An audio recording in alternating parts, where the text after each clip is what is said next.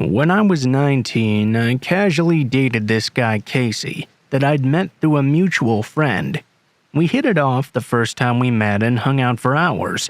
He was incredibly charming, and we also had quite a lot in common, but he definitely had an off vibe about him. The day after we hung out, my friend texted me, warning me not to get too involved with him because he was kind of a psycho. I ignored this warning, which is something I still regret to this day. To be fair though, my friend refused to elaborate on why, so I shrugged it off as probably nothing that extreme, or else he'd tell me for sure. Casey and I were by no means serious. He said he planned on seeing other girls and didn't even want to call me his girlfriend.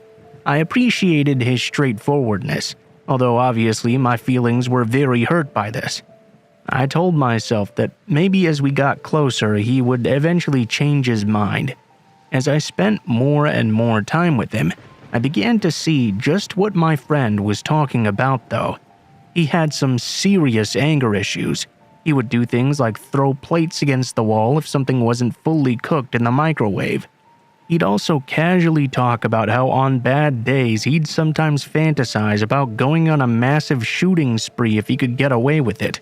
I finally broke up with him after he told me in a rage that he wished he could shove a fire poker down the neighbor's dog's throat so it would never bark again. Altogether, our fling lasted less than 5 months.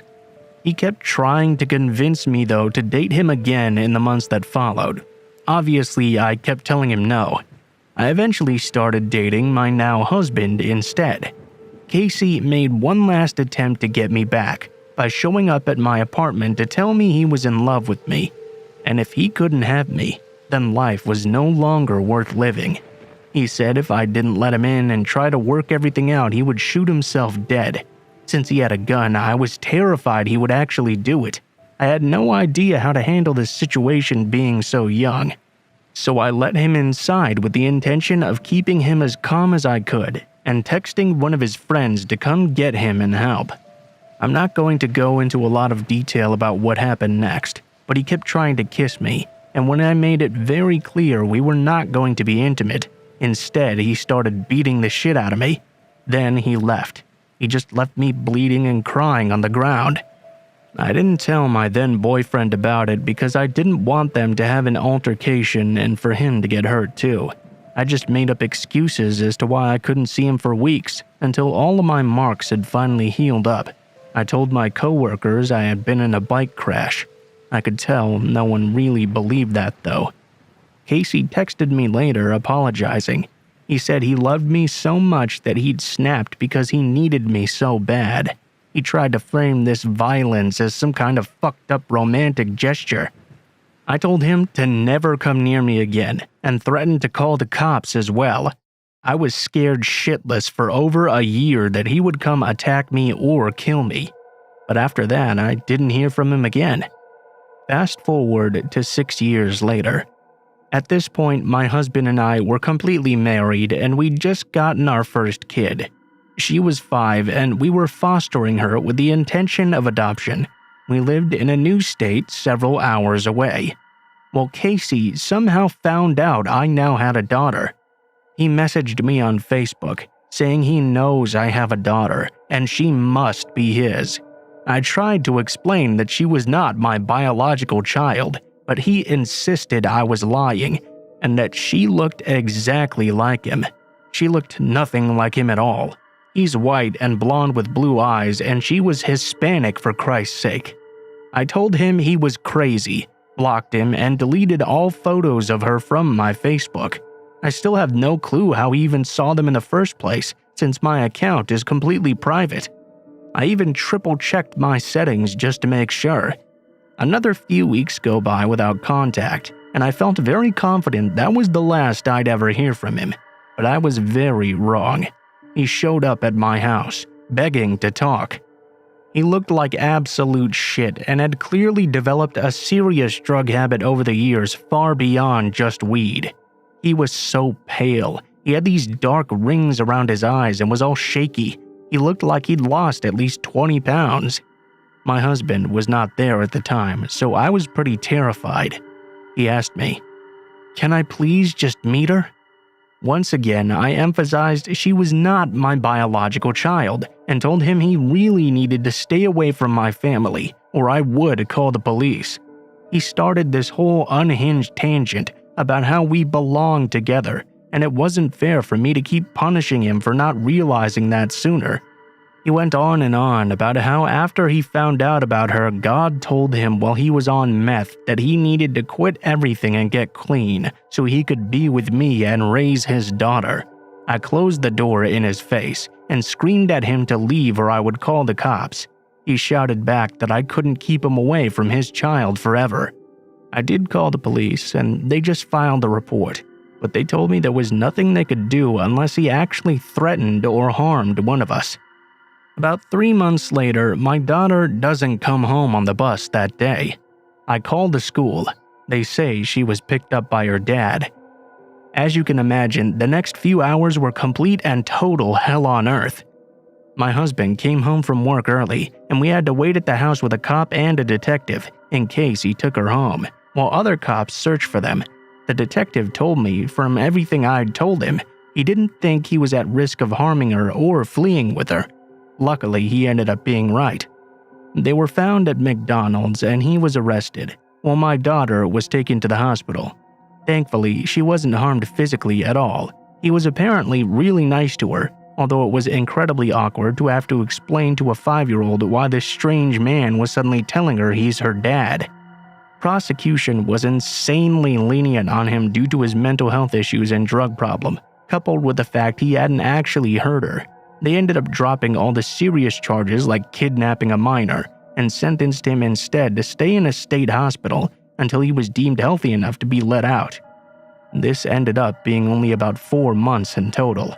They granted us a restraining order that lasted 2 years, which I was incredibly disappointed about, as I wanted a lifelong one.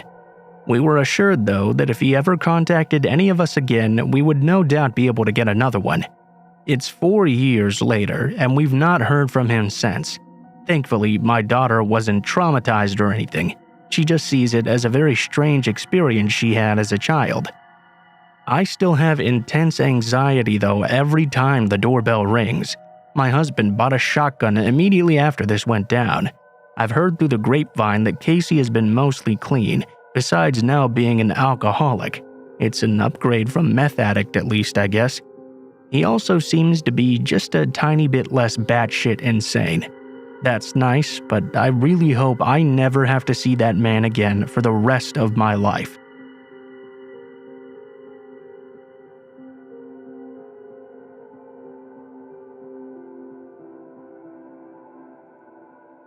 Last year, my fiancé and my mom passed away, one right after the other.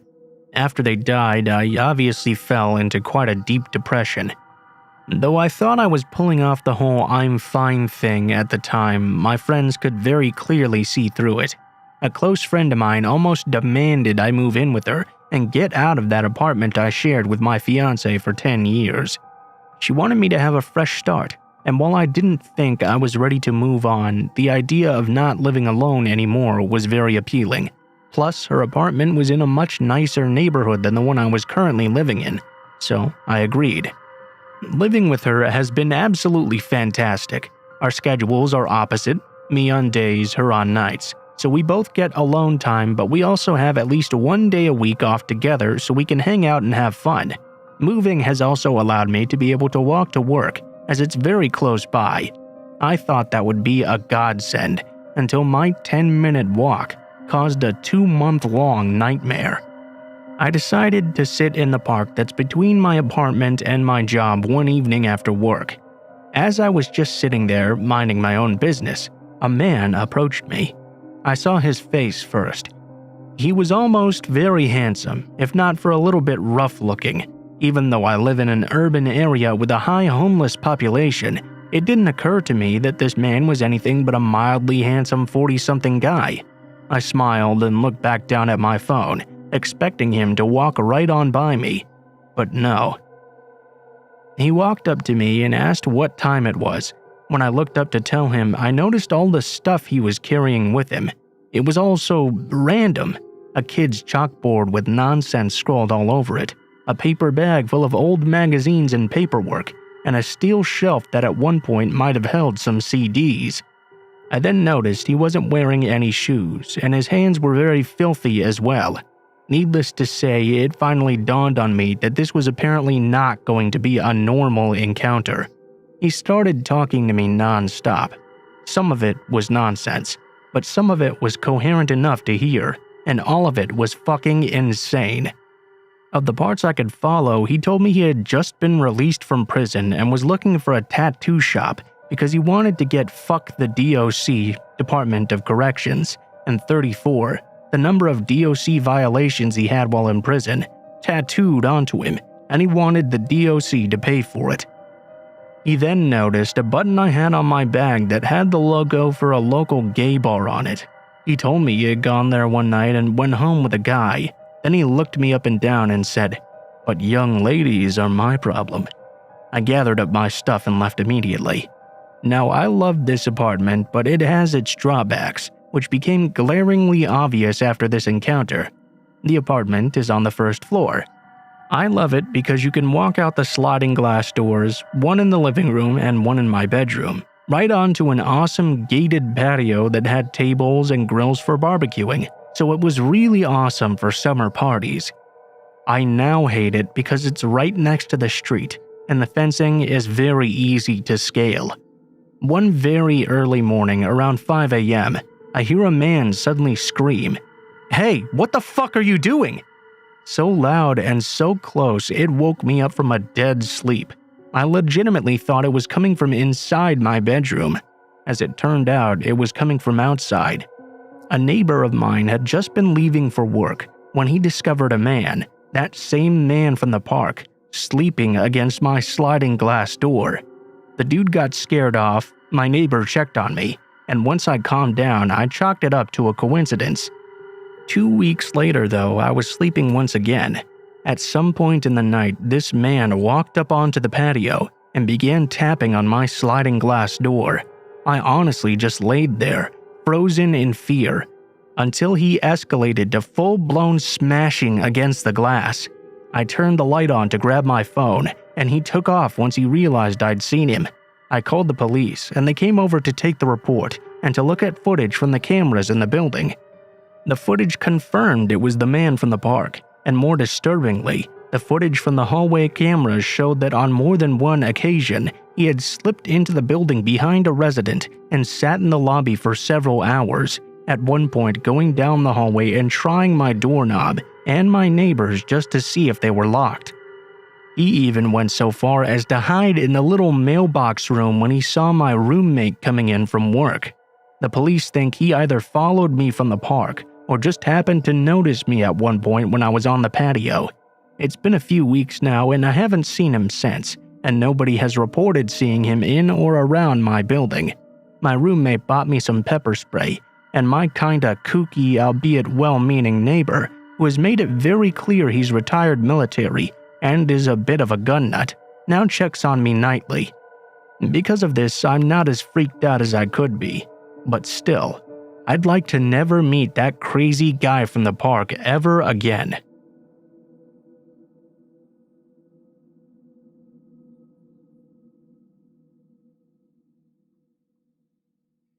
It was Christmas time. My wife and I were staying in her childhood home, where her mother now lived all alone. Well, not if you include the cats. Meow. The house was on a quiet cul-de-sac in the suburbs. If you're picturing freshly mowed lawns, American flags, and empty sidewalks, well, you're picturing it perfectly right. It was a single-story home with an attached garage out front. The garage has 2 doorways, apart from the electric garage door, of course.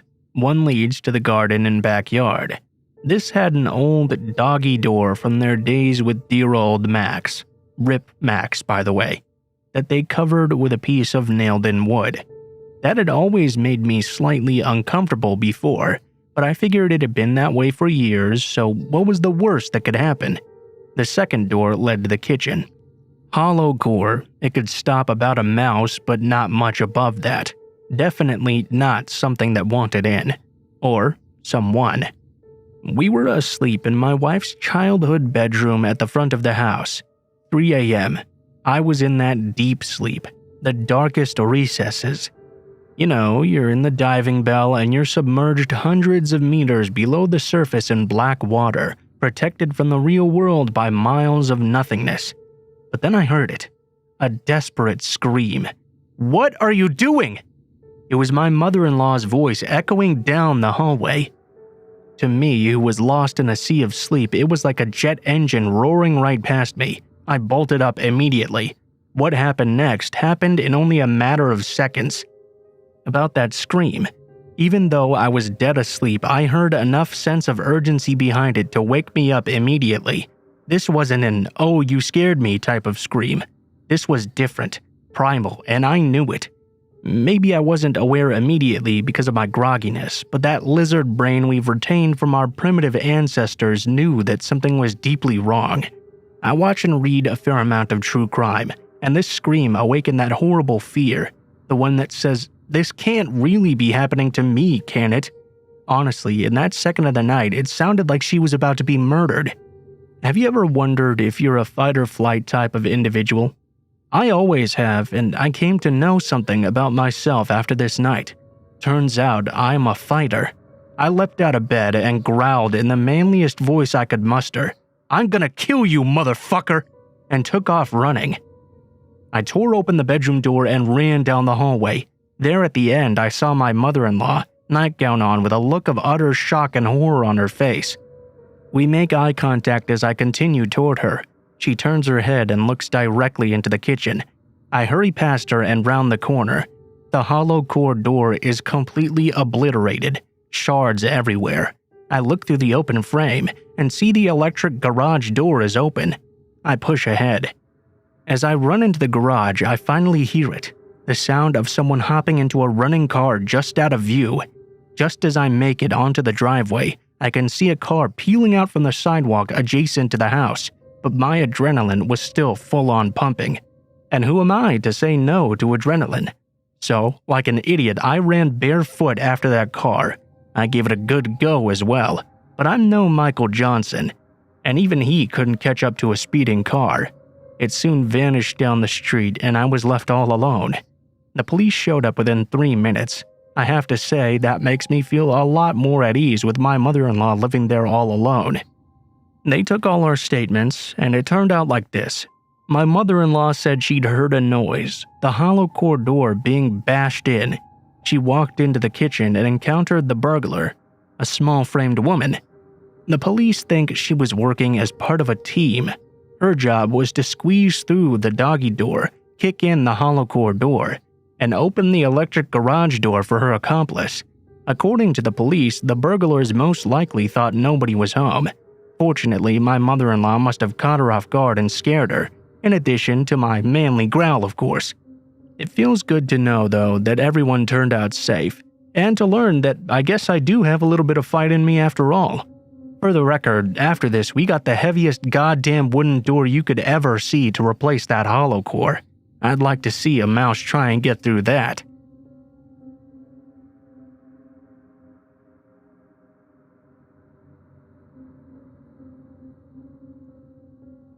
At first, I wasn't going to share this story, but now I'm a bit more over the situation. Before we start, judge me all you want, but I know I can be stupid. It's only because I don't like to force myself to live on the edge because of the sick people in this world. I like to live my life as freely and fearlessly as I possibly can. At the time of this story, I was 23 years old. I'm only 5'2" and about 170 pounds. I'm strong enough to help move furniture, but not strong enough to defend myself the way I would like. You would think, as someone who survived an attempted sexual assault, I would have learned some self-defense, but I'd lost a lot of motivation and self-worth since then. The abusive relationship really made it worse, but that's beside the point. So, to start, I won't get into major details, but I had just moved to Jackson, Tennessee from Miami, Florida, because I'd just gotten out of an extremely physically, emotionally, and mentally abusive relationship that lasted about 3 years. Sometime in June just about, my current boyfriend and I had been doing a trip pretty much every weekend together. We would visit a new hiking and waterfall area. Although there wasn't much of a nightlife, Tennessee was amazingly beautiful. We went to this place called the Narrows of the Harpeth, which was one of the most underwhelming places we've been, but still, it was very relaxing. After we found a cool place to sit and swim after hiking for 2 hours, a few shots and one blunt later, it was time to make the hour-long trip back to Jackson. I put my shoes on and slipped my dress back on, which is a little bit above knee length, like if I bend over too far forward, my bum might be on display. I own my body though and sexuality, so showing some skin never really bothered me. I didn't really think too much about it, because I expected people to respect me as I respect them, and the way they dress as well. On the way back to the car, being the tipsy dumbass I am, I managed to trip and fall and scrape my leg open pretty badly. It's actually still scarred even to this day. Anyways, I told my boyfriend we need to go to Walmart once back in Jackson so I could thoroughly clean up my wound with hydrogen peroxide and Neosporin. My boyfriend says okay. An hour later, we arrive at the Walmart. Mind you, it's only about 9 p.m., just about going on 10. Not late by any means. We get what I need, but because I'm still tipsy and pretty high from the blunt as well, I get distracted so easily. I remembered at that exact moment that my boyfriend got me the wrong size case for my iPhone 11. He got the Max instead of just the Pro. I wanted an idea of what I could trade it for, and he wanted to look at some of the games as well as a gaming PC for me. In my own happy tipsy way, I was excited to find a new case, which, if you have ever been to Walmart, the cases are never in order and often cause you to bend down to look at things. There was a man looking at the cases beside me. I turned over to him. Excuse me, sorry, can I look at those cases you're standing in front of? He looked at me with this blank, dirty look and nodded and stepped over. As I was happily sorting through the shelf, about 5 minutes in, this lady and what I assume are her 2 children approached me. Mind you, we were in the middle of a pandemic, and I was thrown off by how close she was to me, especially with her baby that looked no older than 9 months. I stepped back when she grabbed my arm and said, "OMG, wow, I haven't seen you in forever. Look at that hair." Her grip tightens. At this point, my heart is racing and my face gets so hot I was visibly scared. That's when my boyfriend walks over. "Is everything okay, babe?" He looks at me equally concerned. I was thinking to myself, does this lady know my mom or something? Who is she? Is she an old family friend I can't remember? Mind you, I'm originally from Ohio. We do have some family here, but I don't know any of them that live in Tennessee. Also, my mom loves to brag about her kids. I'm trying to shake this weird feeling off, but her daughter keeps looking behind me. I go to turn around when she says, "No, don't turn around. Walk with me. Please, just trust me." I don't know why, but I felt she was being genuine, so I just followed her. We step over to the side by the baby clothes, which is still in front of the electronics. "Babe, I'm so sorry to scare you, but there are 3 men surrounding you. They went by the laptops and talked, and I noticed the guy taking photos and videos of you while you were bent over looking at the cases. The other man was the tall guy next to you. I don't know where the 3rd guy went." All I could remember is this high-pitched ringing in my ears. My stomach flipped and I felt like I was going to be sick. I never knew what people meant when they say everything slowed down, but in that moment everything moved in slow motion. I was so freaked out, to the point I have no clue what she even said after that. It was like I blacked out for a moment. I quickly came to the realization that this family and my boyfriend were looking at me visibly concerned. I turned around. There he was. A Hispanic man shorter than me, about 5'1", but very much built and looked to be about 40. The other man was white, about maybe mid-40s, and was 5'11". I'll never forget the dead rage that was in the Hispanic man's eyes. It was like his first meal in 5 days had just been stolen from under him, and he was ready to kill in order to have it back. That's when I saw the white man walk over to him.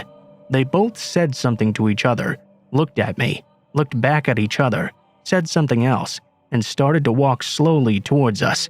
At that point, we all turned and headed for the registers, and that's when I thanked my lucky stars, because there were 3 cops right at the front of the store.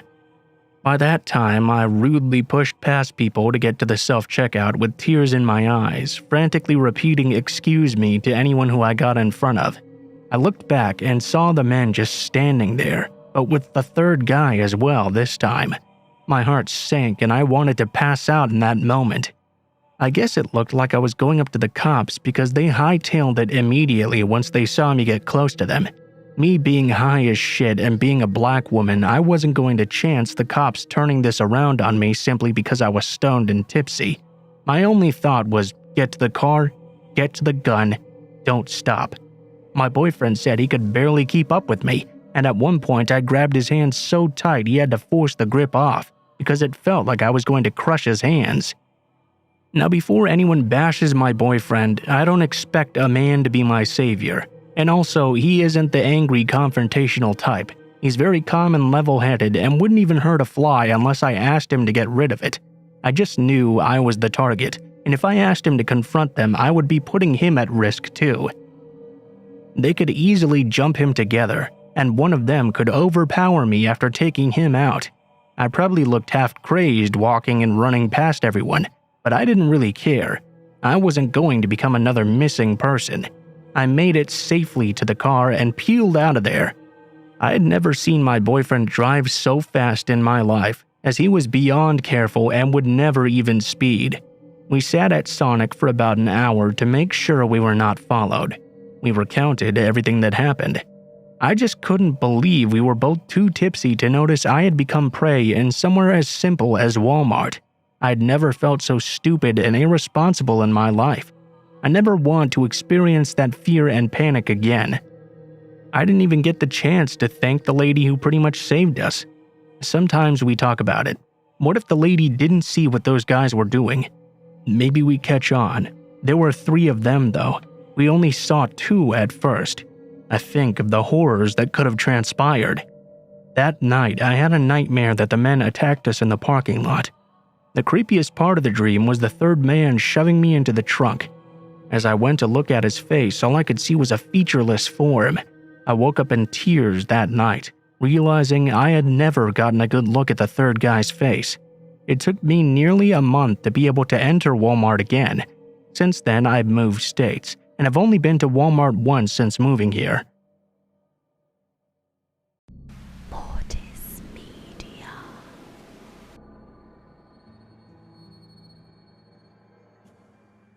Good evening all, and welcome. Tonight's video has been graciously sponsored by Gaston Luga. You can see the bag on screen now is the one they sent me, and I absolutely love it. I think the design is really cool, it's really practical. Oh, and it comes with this passport holder that I also really like. That's where my passport lives now.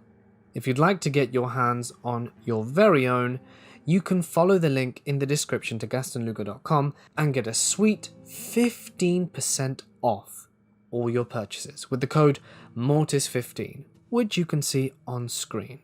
It's also completely vegan and has free delivery and returns worldwide. I'll leave that info for you for your consideration. But for now, it's time to get comfortable, prepare for the night shift ahead of us, and let the darkness take control. I work night shifts as a security officer in a very large office building who has to do 3 nightly patrols. There are 2 officers who sit at the same reception desk between patrols. We're the only people in the building after 10 PM. Anyway, the job itself is pretty simple. I walk around with a PDA scanning different checkpoints throughout the complex. Now for the creepy stuff. There is a particular part of the complex which I'll refer to as Building 1, where things just feel weird. The air is thick, and you have a constant feeling of being watched. I just put my earphones in and power through this part of my patrol, as nothing out of the ordinary other than feeling uneasy usually happens. A few nights ago, it was myself and another new start working, and we were both sat at the reception, chatting away, when we hear a really loud bang from right beside us. Imagine someone dropping a phone book from the top of a stepladder onto laminate flooring. We are both quite obviously shaken up and look around for the source of the noise. We can't find any. Weird? Fast forward to the last night, and I'm working with a different guy who's been working there longer than I have. Same scenario. Both sitting around chatting away, and we hear this almighty bang, a lot louder than the previous time, coming from building 1. We both jump and look at each other and say in unison, "What the hell was that?" I look over at the reception desk to the building, and the sensor lights are all off, meaning no one was out there. I call out, "Hello, is anyone there?" To which almost as soon as I called out, we both heard a quieter, more distant bang. I go to investigate the sound and find nothing that could have caused the noise. It's worth noting that we have monitored the CCTV, and upon checking back, we can conclude that there was definitely no one else in the building. So I can't rule out logical cause, because if it is some sort of paranormal experience, how would I get whatever it is to ease off a bit, so I don't have to feel unnerved every time I go to work? Or any way to cope with the feeling of unease? I've had paranormal experiences before, but not somewhere I have to visit regularly. Any advice would be appreciated. I'm a 23-year-old guy from the southern US. This happened while I was a night shift cashier at a rundown gas station at the end of summer in 2013, and I had just turned 19. The city I live in has about 10,000 people in it, so it's not a big place. I've lived here for most of my life. It's a decent place to raise a family, and pretty much the most boring place in the world. But the kind of place where, in the bad areas, bums, junkies, and drunks run rampant. The gas station is in this kind of area. In my first week of working there, it became apparent that the few people I worked with were unreliable, and would seemingly quit out of nowhere. I quickly understood why. In the first 5 days alone, I ran off a woman trying to do heroin in the bathroom. I ran off some creep trying to pick up 2 13-year-olds, and I had more than a few detailed empty threats thrown my way by a couple of drunks that were on the no-sell list, which I would just laugh off. With that being said, I had grown accustomed to the type of dumbasses that shopped there from time to time. I got plenty used to it. After about a month of working there, and being the only employee worth their salt, I'd had to work on my own every now and then.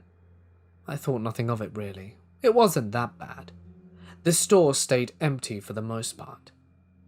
One particularly slow fall night, I noticed the silhouette of a tall, skinny man walking towards the store in the distance.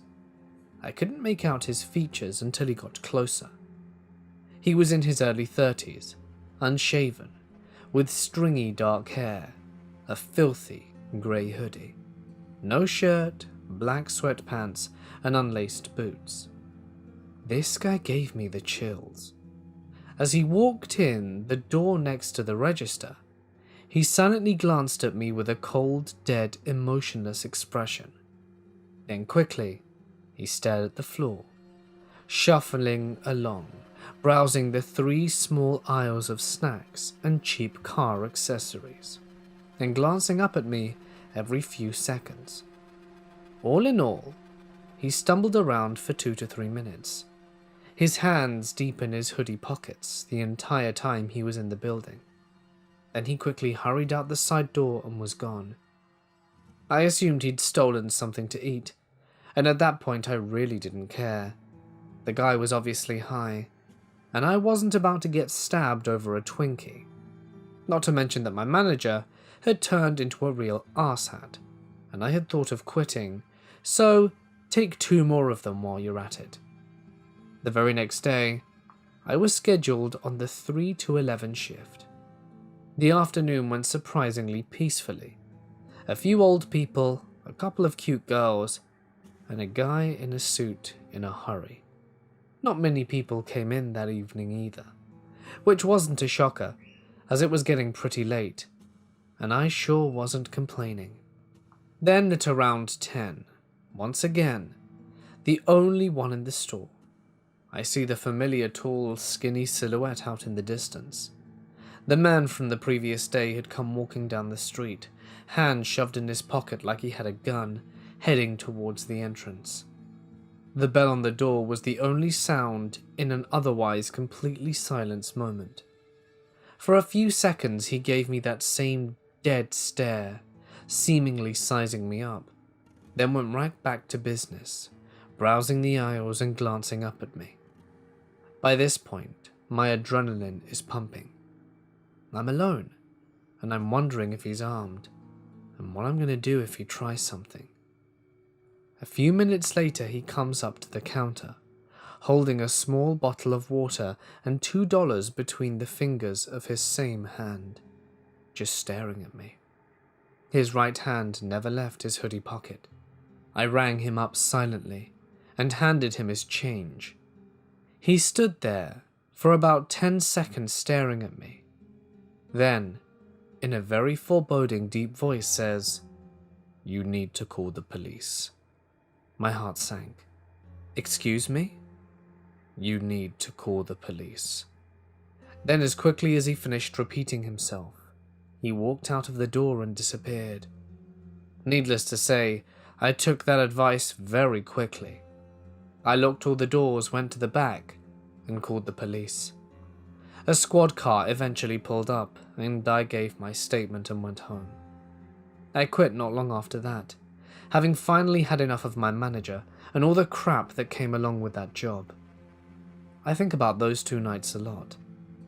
I never heard from the police again, and I've never seen that man again, which is strange in a town where you recognize every face.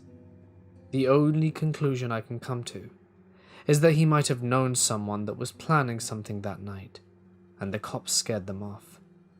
There was nobody around outside in the pitch black, and the store was completely empty except for me. What if he hadn't done what he did? Would someone have shoved a gun in my face over the money in the register? Or was someone simply looking for a life to take? Either way, moral of the story, don't judge a book by its cover. I have worked mostly night audit, the entire time that I have worked at my hotel. So one night, I come in, and this old Vietnam vet that has been staying with us on and off over the past few years was at the desk chatting up my coworker. When she left him, and I got to bullshit, and got him on the topic of those ghost shows that they show on the Travel Channel. I told him I believe there are probably paranormal things in this world, but I believe these shows are all lies. So eventually he goes upstairs, and I go back into the office. Here is where it gets weird. In the back office we have a desk that is connected to the wall, with the security monitor and DVR on the right-hand side of the chair. We have 8 cameras in total that cover the entrances, guest computer, breakfast area, and the housekeeping laundry room. The laundry room that night had the lights turned off and the infrared sensors turned on. So I sit down at the desk and prop my phone up against the wall to watch some YouTube. Right as I set my phone down, I see a white object skirt the lower left-hand corner of the housekeeping/laundry room camera. Now remember, I had just got done talking with a guest about paranormal stuff, and my heart was instantly racing. So I jump up, leaving my phone at the desk, and rush across the hall into the laundry room. I fling that door open and hit the lights and half step into the room. I start yelling into the room, "Who the hell's in here?" I look around while keeping one hand on the door and not wanting to venture too far into the room. So I yell a few more times, "Who's in the room?" I wait and receive no answer. No one ever answered, but I got this funny feeling that someone was behind the door. And I kid you not, like straight out of the movies, I look behind the door, and there is this tall, lanky dude standing behind it, trying his damn hardest to impersonate the wall. I start yelling at him, "Who the hell are you and how the hell did you get in here?" He just stares at me at first, and after yelling at him a few more times, he tells me he was just trying to get out of the cold. It was October or November, but not cold outside. So I told him I didn't give a crap and demanded to know how he got in. He said that he came through the south entrance, so I told him to get the hell out of here. He asks which way he should go, and I told him the same way he got in. So he starts down the hall towards the south entrance, and when we get there, sure enough, the damn door is propped open with a small rock, and I told him to get out and kicked the rock away. So I get him out and go back and get my cell phone and call my general manager. She told me to check all the entrances, including the guest laundry. I double-checked everything and told her it was good. And since he was already gone, we didn't call the cops. Now originally, I thought the guy got in the way he said he did, through the south entrance, and had snuck into the laundry room before I saw him on the camera, and I busted him coming back out. Turns out that was wrong. The next day, the maintenance guy got to work and noticed a bunch of his tools were missing. Turns out the guy had jimmied the outside door to the sprinkler room, which serves as the maintenance office, and came into the building that way. The sprinkler room is connected to the housekeeping/laundry room, so I actually caught this guy coming further into the building, but after he had already rummaged through the sprinkler room and stolen tools. We also discovered that day the window to the guest laundry room, which is on the south end of the building near the door, that was propped open, was broken, and the screen was halfway pulled out.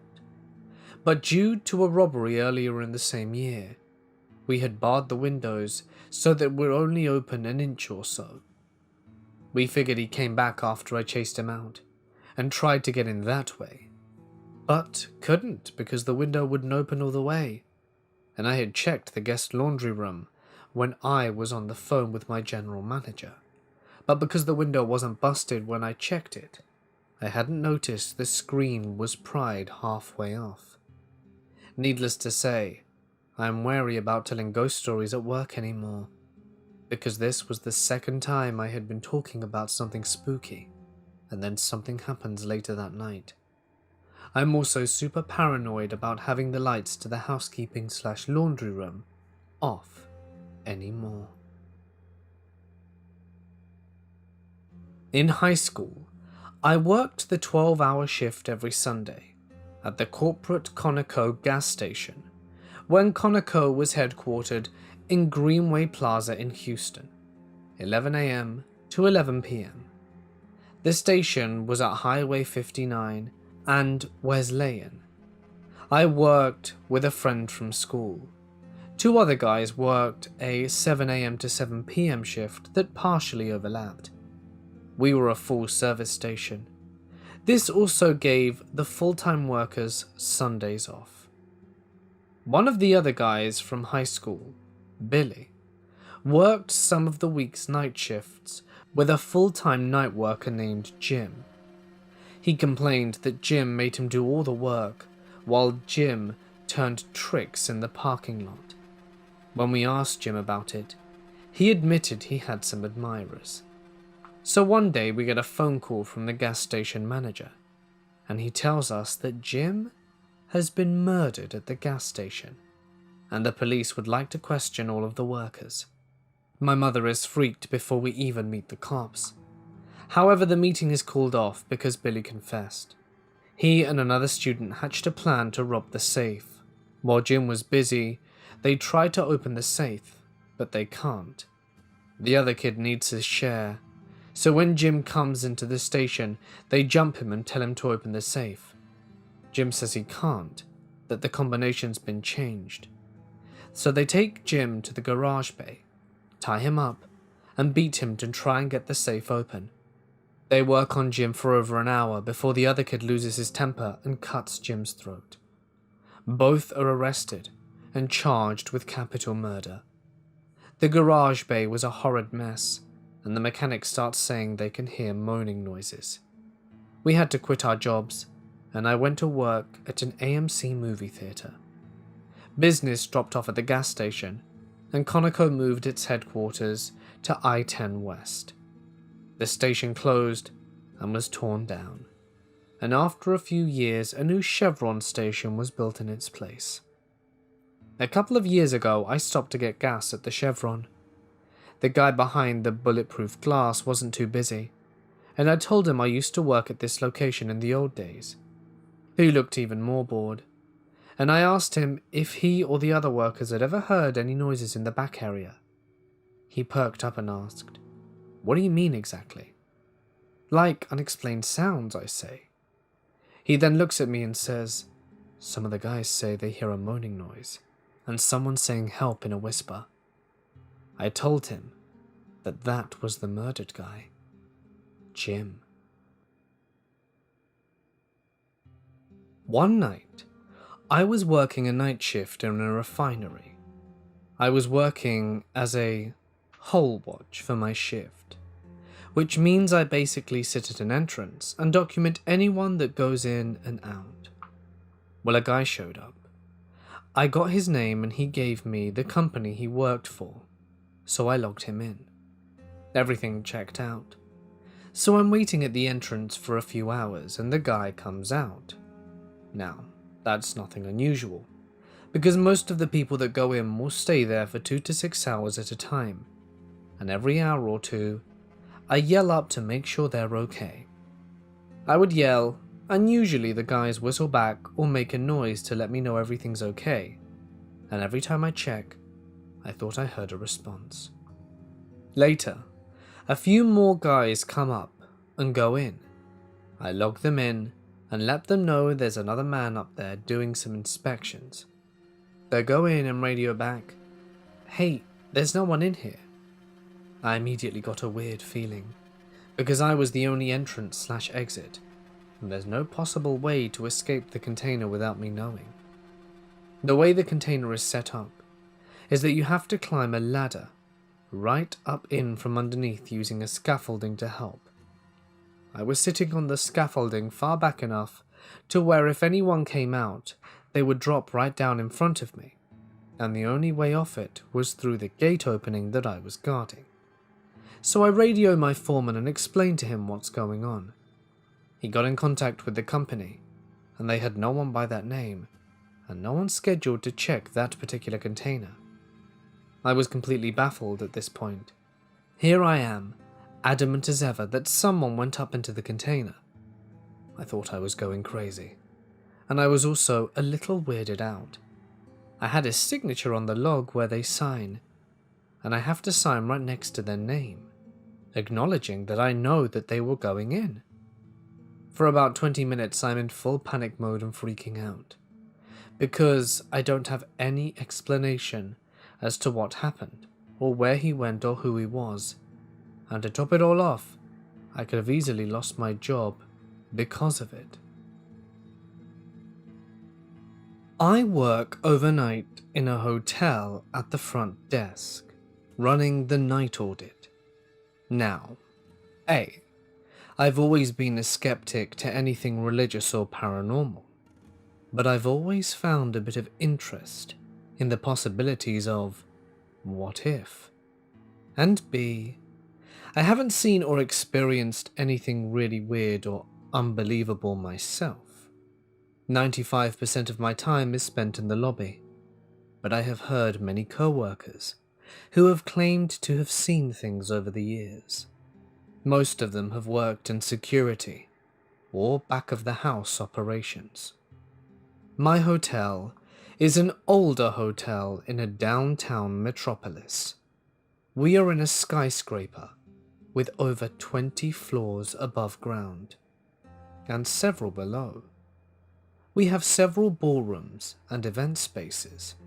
Our grand ballroom is 2 levels below street level. We have another ballroom and several event rooms on our 2nd floor just above the lobby. We have meeting rooms on our 3rd floor, and our top floor is all banquet/event space. Guest rooms start on the 4th floor and go all the way to the 2nd highest floor, which again is purely event space. Overnight, these event areas lie dormant and dark, but are routinely patrolled throughout the night by our security staff, who are mostly just making sure that guests haven't gotten lost, or that a homeless person hasn't snuck into one of these spaces and set up camp, which does happen occasionally. Mostly though, there's nothing. Well, mostly nothing. And here we find the creepy things that can't be explained. Almost every security guard has been uncomfortable walking around on the 3rd floor alone at night, as opposed to any other floor in the hotel. With it being strictly meeting rooms, there are no guests after hours on this floor, and it is very quiet. The hall lights on this floor are always on regardless. Still, numerous security guards over the years have talked about feeling like they were being watched on this floor, and are overcome with a feeling of not wanting to be there. And a few of them have reported experiencing the same phenomenon of hearing a little girl's laughter, or seeing what looked like a little girl just out of the corner of their eye. This little girl spirit, who has been identified by different employees over the years, even ones who haven't worked together. But then there is also another presence that lingers on the 3rd floor and gives them a sense of dread. Then there's the north stairwell. We have 2 stairwells in the building, one on the north side and one on the south. These are most commonly used for fire evacuation, or employees, or the occasional guest who'd rather get a good workout than take the elevator. Anyway, there's an urban legend surrounding the north stairwell. Legend has it that decades ago, when the hotel was young, a little boy fell from the stairwell from the top floor and died.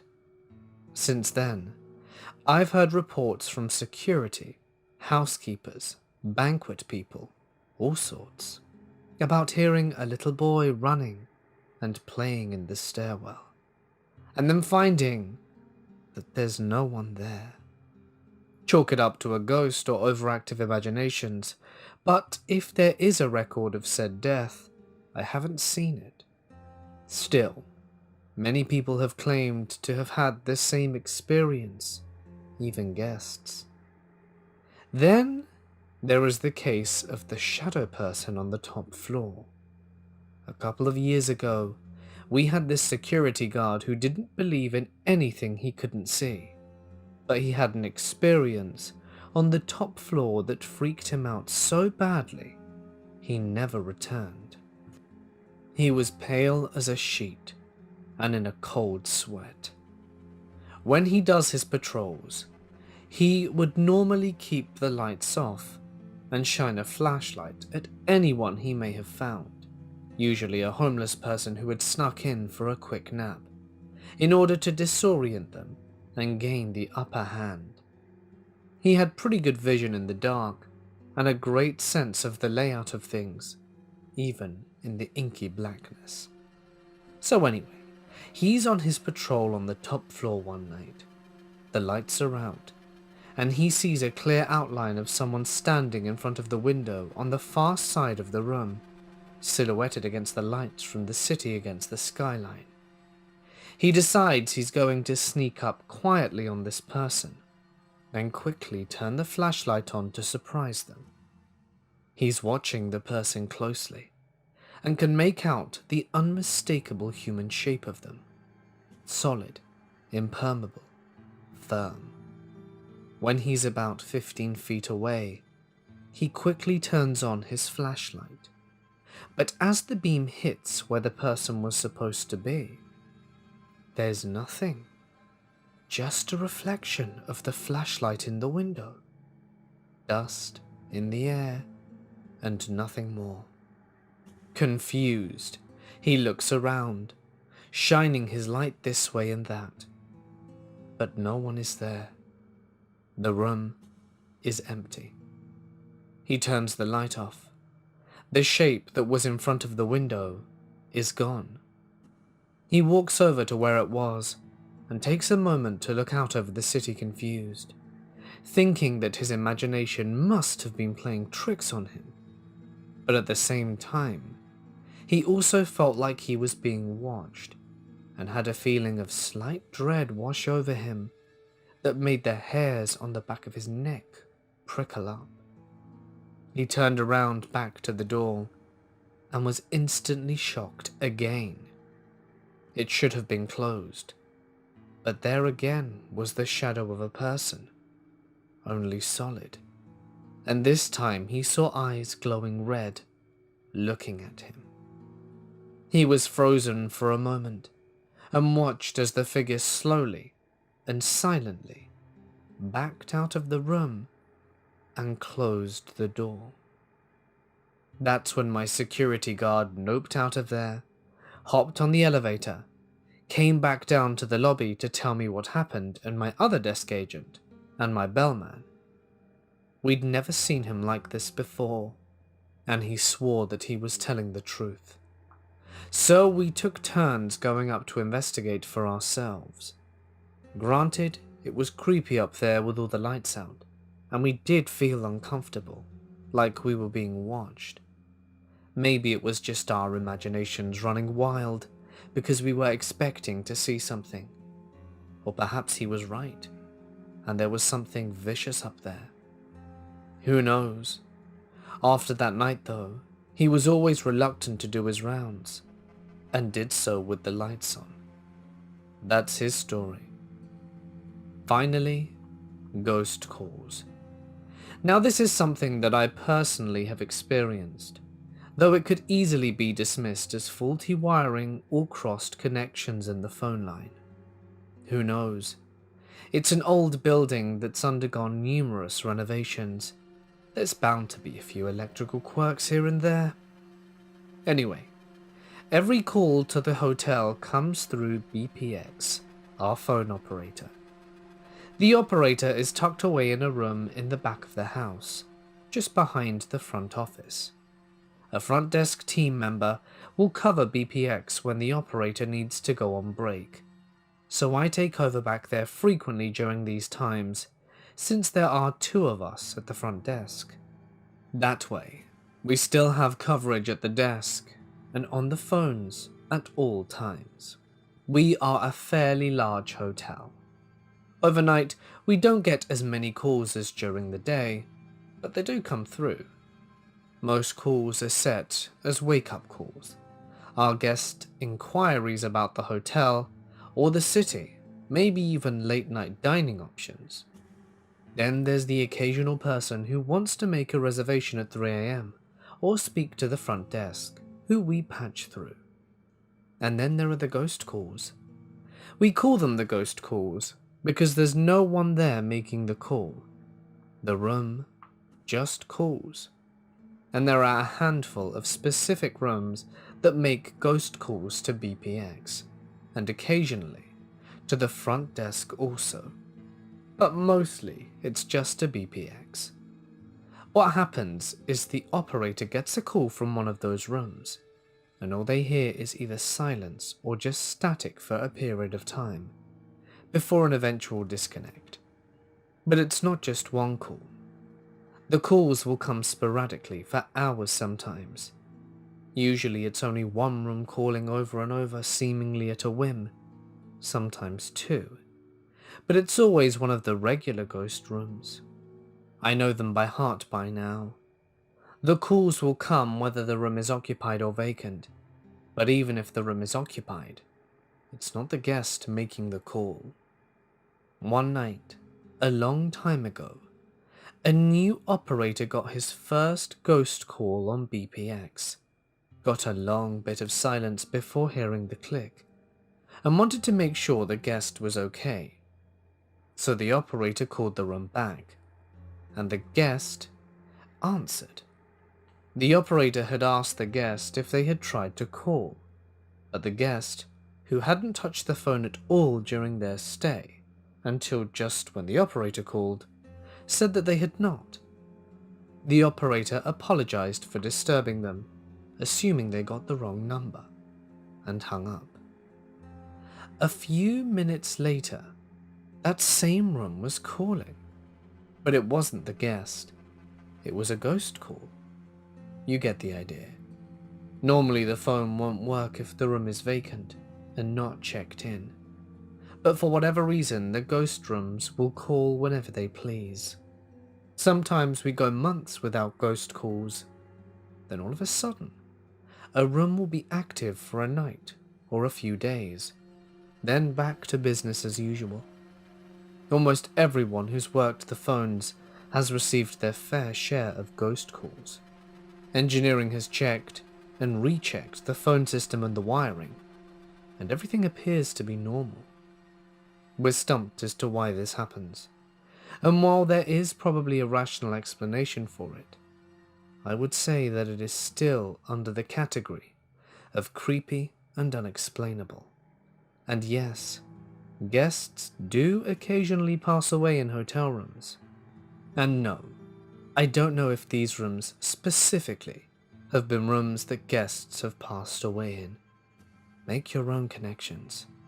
Old hotels are full of stories. They're ripe for urban legends and myths. Whether or not there is anything to those stories is another matter, but some are definitely creepy and unexplainable.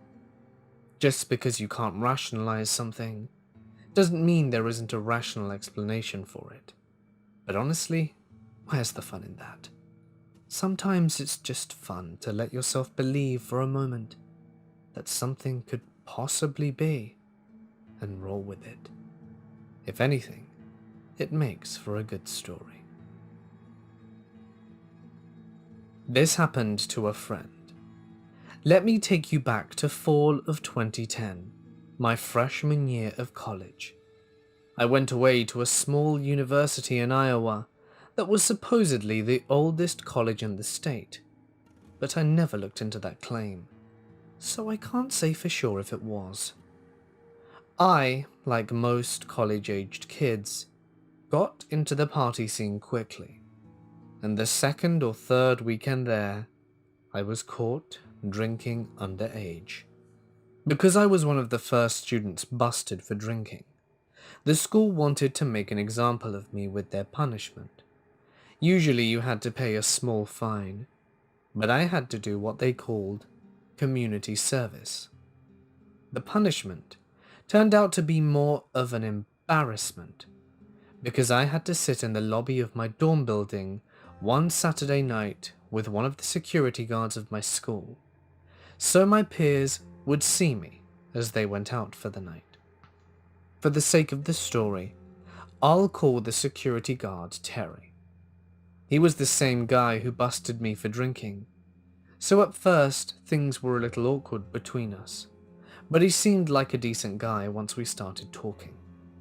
Terry told me he used to be a state trooper, but decided he didn't like the danger that came with the job, and decided to take the night shift at the college as overnight security, which he had been doing for the last decade. Like I mentioned, this was a very old university that looked a bit like Hogwarts, because there were older buildings on campus that had their own urban legends of ghost sightings and unexplained noises. I didn't buy into ghost stories, so I didn't care nor investigate those claims. When Terry told me he had been at the school for a while, I asked him what was the weirdest thing he encountered on the campus. I thought maybe catching students being stupid or harmless encounters, but he told me something much more twisted. He stiffened up a little, put down his coffee cup, and looked away. I thought maybe he was joking with me, so I kind of chuckled, but the look he shot me was one of dread. He finally relaxed and began to tell me one of the scariest, weirdest stories I have ever heard. Terry's encounter took place during the second year of his job as night security guard on campus. The year before, one of the buildings on campus that served as part of the administrative offices and part dormitory had been closed for renovations. The building, Kaufman Hall, opened back up, and the school decided to keep it as offices only and build another dorm on campus. The dorm rooms were abandoned and the top floor locked to prevent students from going up there and vandalizing the place. About halfway through the first semester that year, a student had gone missing. Her friends had reported it first to the school before they called the police, because they were hoping she was just on campus and didn't try to make a big deal out of it. The daytime security crew couldn't find her, so when nighttime rolled in, Terry was asked to look for her. He urged the school to call the police, but they said they wouldn't until the following morning. Terry searched the different buildings on campus, other dorms, and pretty much everywhere imaginable. As he was walking up the hill to the top of campus, he saw one of the lights on in Kaufman Hall, the same floor that was locked up a few months ago. Terry decided he needed to check there to make sure that the girl wasn't hiding in one of the empty dorm rooms. So he went to the building's front door and noticed the doors were wide open, which was odd because it was late at night and all offices were closed. He didn't feel uneasy at this point, just confused. He began his ascent to the top floor of the building, and on the landing past the fourth story, he stopped to catch his breath. He suddenly heard on the next floor a door slamming shut. He slowly crept up the stairs and came to the door that was locked that led to the hallway of the old dorm. He tried the door, but it was locked. He wondered how that could be if he saw the light on earlier, and now the door slammed closed. He took out his key that he had on his chain, with the various keys for the school, and opened the door. He peeked his head in, and then noticed there were no lights on down the hallway that he could see, so he began to slowly walk to the other side of the top floor. As he did, he began to look in each of the rooms to see if the missing girl was in one of them. As he walked into one room, he heard footsteps down the hallway, but as Terry re-entered the long hallway, no one was there. He called out the girl's name, but just heard dead silence. Right as he began to walk further into the hall, he heard someone laughing, but not a college-aged girl, an adult man. Terry called out again if anyone was up in the dorm hall with him. As he did, a tall man entered the hall at the opposite side of him, dressed in black, but too dark to see his face. Terry called out again, asking why he was up there, but the man came running down towards him at full speed while screaming his head off. Terry was able to quickly sprint out of the dorm, shutting and locking the door behind him. As he took a few steps down the stairs to leave Kaufman Hall, he heard the most bone-chilling laugh coming from behind the door. Terry rushed out to the security office on campus and called the police. When they arrived, they made their way to the top of Kaufman.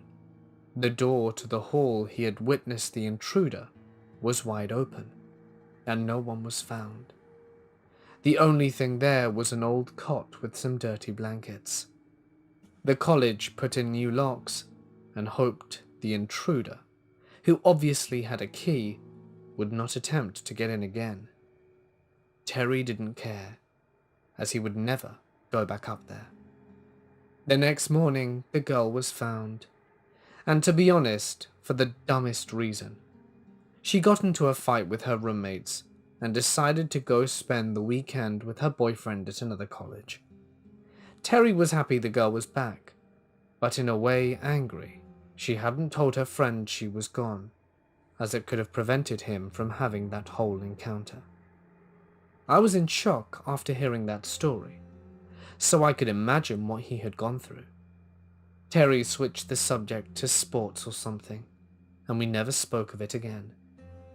I would see Terry all the time that year, and he and I became pretty friendly with each other, but the conversation was always about sports or news, never about the story he told me. The summertime came, and I went back home for the summer. At that point, Terry had gone back to being a state trooper, so I didn't see him again until a few years later when I was in a restaurant with some friends. He was there with his family, but he was nice enough to come up to my table and say hi. At this point, my friends had all heard the story, but never met Terry, so I introduced them as the guy who told me the tale. One of my friends asked if they ever caught the guy, to which Terry shook his head, but he did have one theory. One of the top administrators at the college, he didn't say who, had a son who had spent most of his teenage and early adult years in a mental institution. Around the time of Terry's encounter, the son was brought back to his family's house and would come and go as he pleased, never explaining where he went or what he did.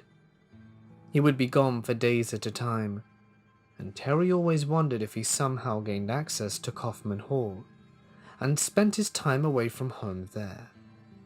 The man who potentially could have been the dark figure in the dorm went back to the institution as he continued to run away. It's an interesting theory, but who knows if it's true. All I know is that Terry was lucky to get out of that dorm as fast as he did. Back when I was in high school, I got a job at the McDonald's down the road from my house. It was the only place that called me back, and I needed a job.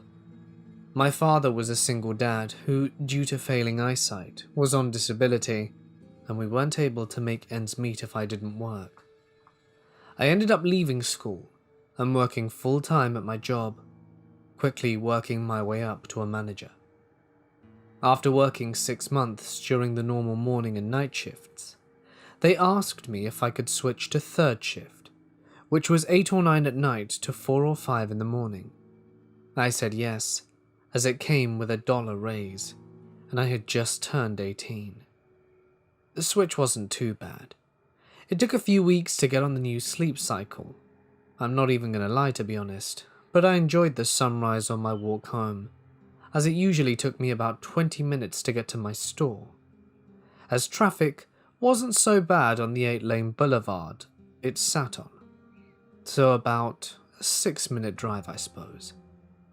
I normally walked, but tried to take rides from friends when I could, because I used to get catcalled and hit on a regular basis, and the men in my area are not the greatest, so it freaked me out to no end.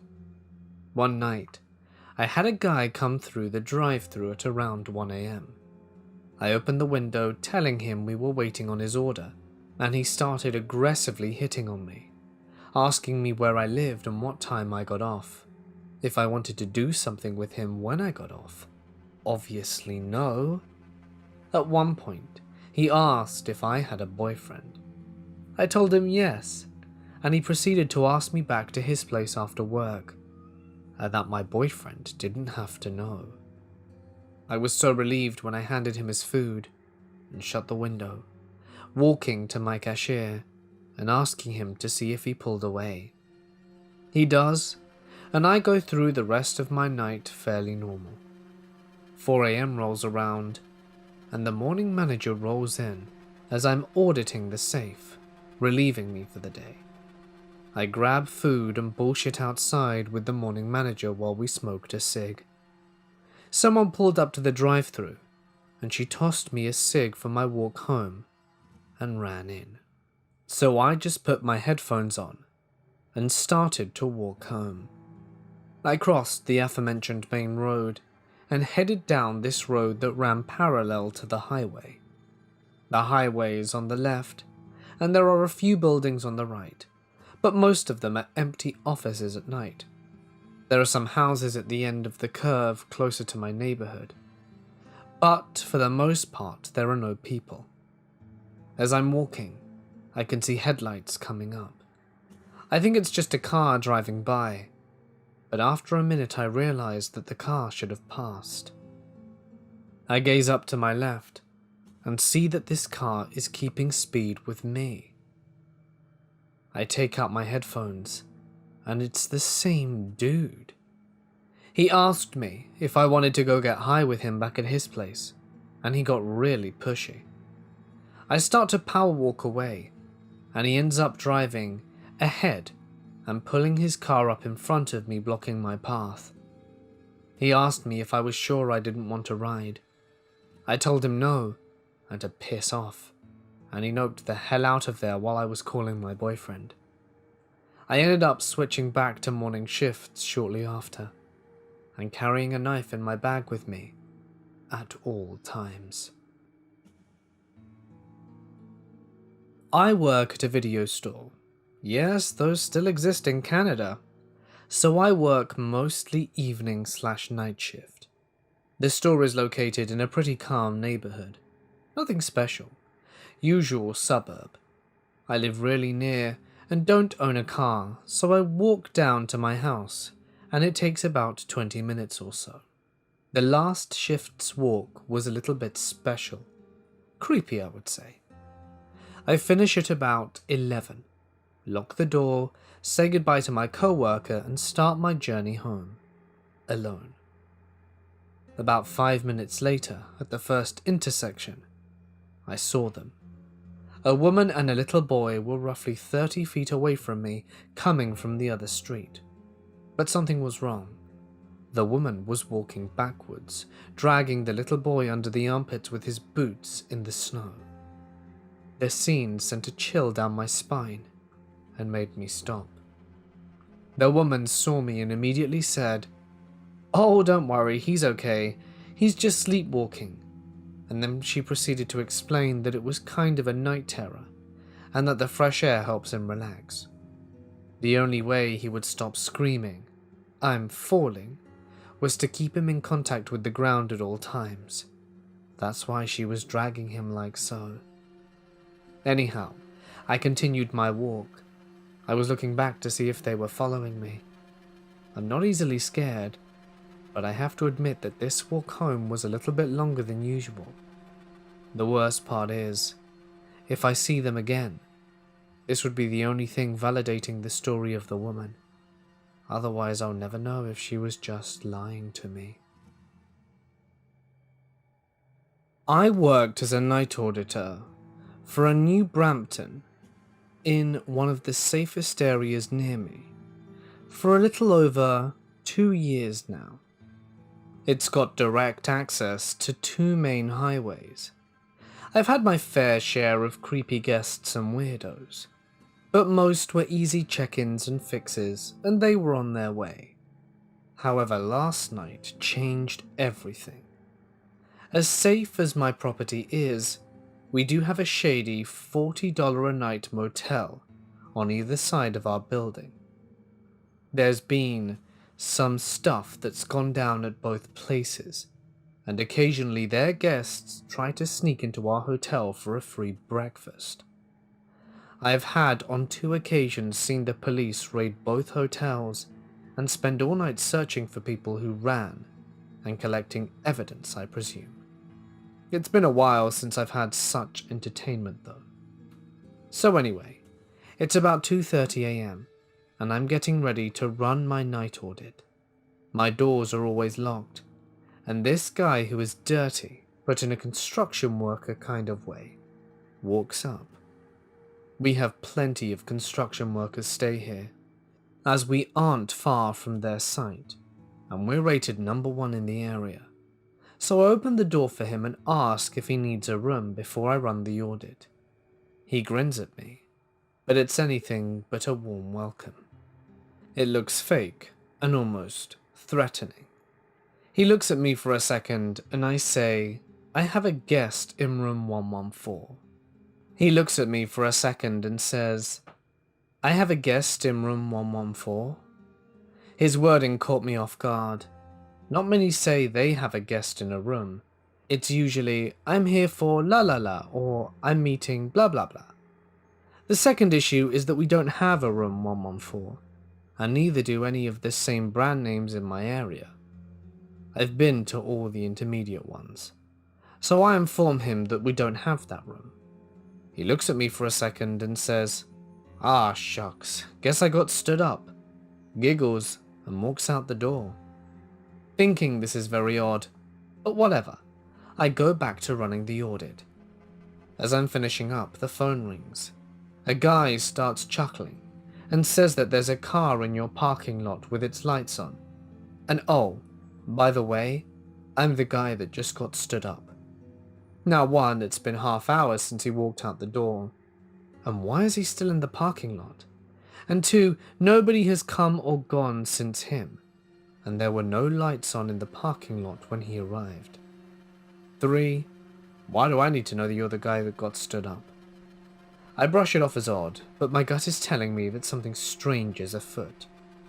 I wait about 5 minutes, and then walk around the front of the building from the inside, and see no cars in my parking lot with lights on.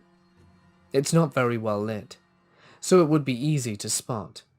I go back to the front desk, and wait for the audit team to finish up, so that I can get ready to start breakfast, and the phone rings again. I pick it up, and it's Creepy Guy telling me yet again that there are lights on in the parking lot. It's been at least another 20 minutes since his previous call. So again, why would he still be in my parking lot? I feel like I may have missed something between the windows, so I go to my locker door, peek my head out really quick, do a swift scan of the lot, and my eye catches someone standing in the corner. It's Creepy Guy, and he's watching me. There's also no car with its lights on. I run back inside, double check that the doors are locked, and that's when I start to feel this sense of panic, that something really bad is about to happen. I have never felt this feeling while on my shift, and only once before in my life, and let's just say, I have physical scars from when that happened last time. I get back out to the front desk, and I call the local police department, explain the situation to dispatch, and ask if it's ever happened before. I tell them no, but also inform them that I'm the only employee on the property, and would like for them to scan the parking lot, and to check in with me if possible. The police pulls up and wants to get a description from me before searching the area. Well, as he's getting out of the car, he notices movement. The Creepy Guy took off. The cop walks in, a little nervous, and tells me what he'd just seen while using his radio for calling assistance. 3 more show up, and they discuss it, search my parking lot and the 2 neighboring parking lots, and they seem to come up with nothing, but stick around to patrol the parking lot until the sun came up.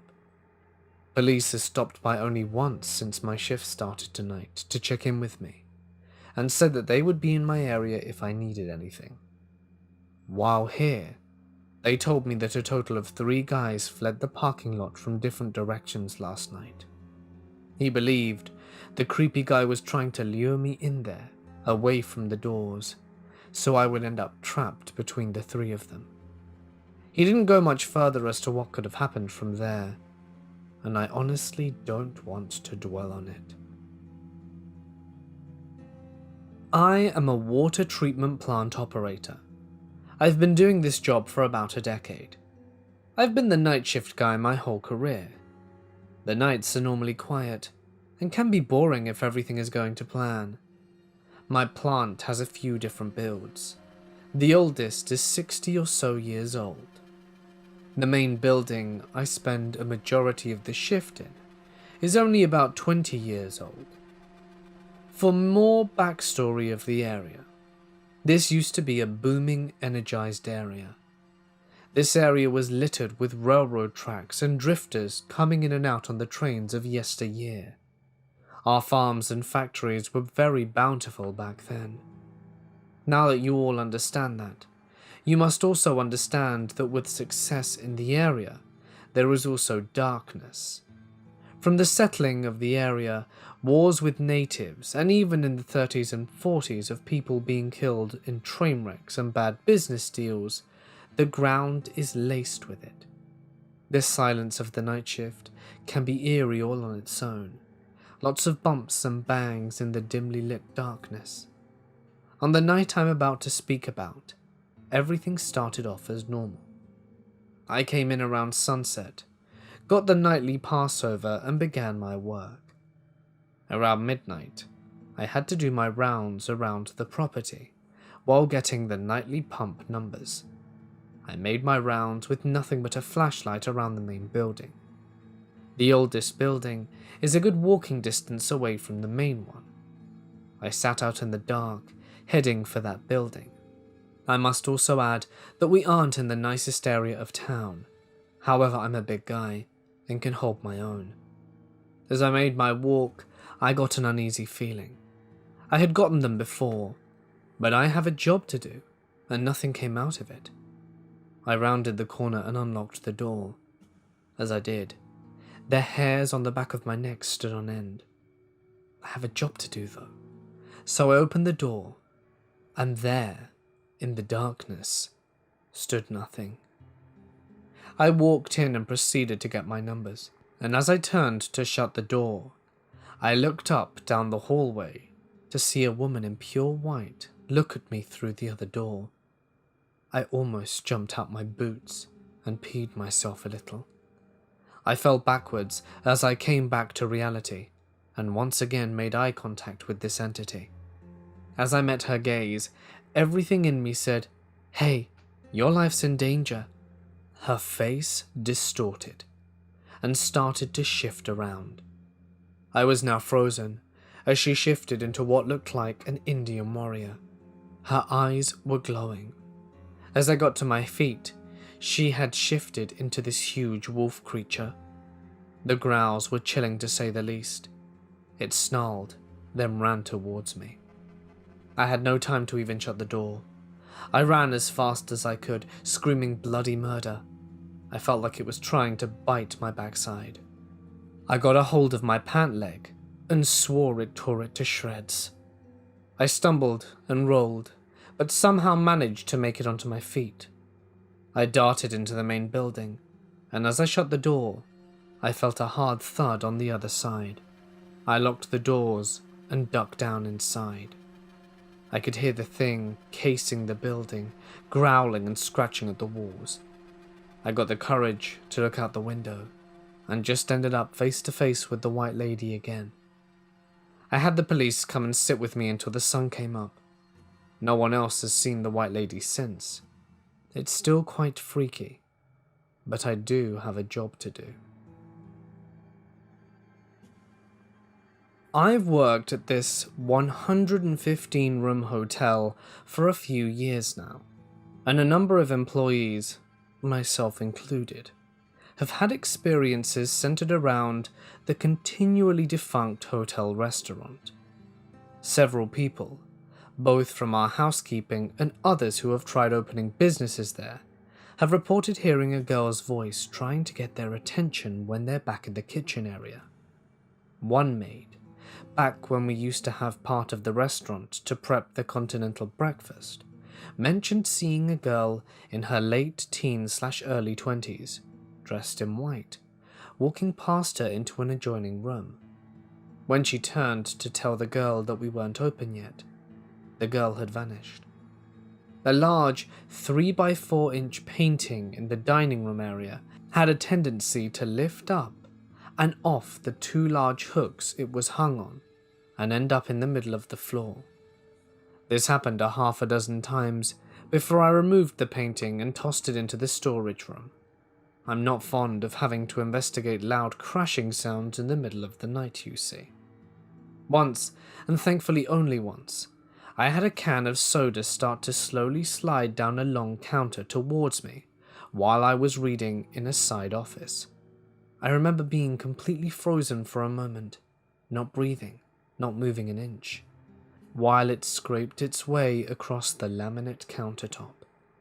It travelled several feet before I finally jumped from my chair and snatched it off the counter, yelling out, "Knock it off!"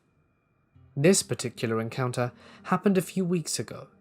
It had been an extremely slow night, and I'd been browsing on my laptop in the back office when I heard the front desk bell ring.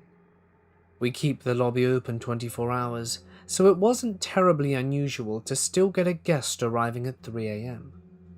It took me a few seconds to walk to the front, but as I stepped out, I was surprised to see the lobby was completely vacant. Now, the lobby door makes a particular metal scraping sound when they open and close, and I hadn't heard someone pass through them.